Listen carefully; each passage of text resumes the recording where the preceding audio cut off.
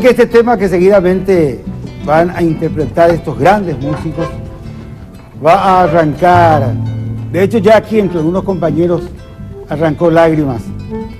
y me comentaba Reinaldo que en Chile en una oportunidad un militar agregado cultural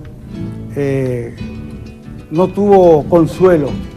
cuando un 12 de mayo, lejos de la patria paraguaya, se recordó el Día de la Madre. Aquí está esta canción, la más hermosa, para aquellos que como yo tenemos a nuestra mamá en el cielo, convertida en una estrella que guía nuestros pasos, de don Mauricio Cardoso Ocampo, Yesumiponá.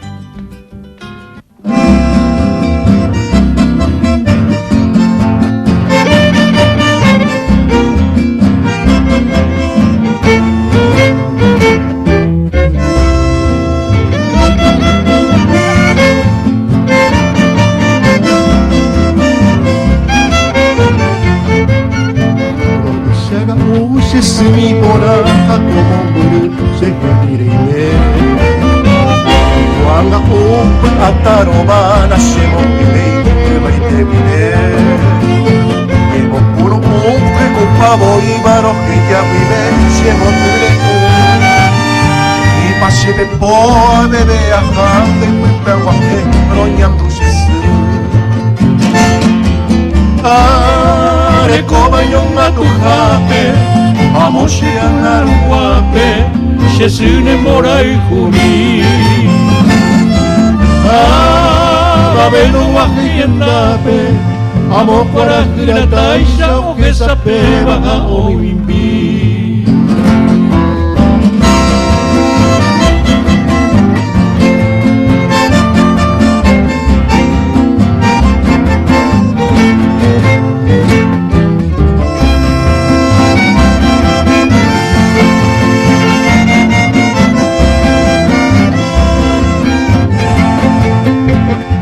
Mando ane maranga tumo rewibe Yesumiponá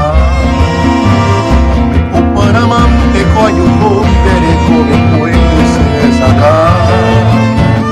Ya Paraguay ndere kopeten ndere igual que ikaneo Ese wireru residenta kue ashene membupe inamono Rekobayong atuhape Amoshe anaruape Yesune morai jumi Babelo wahiendape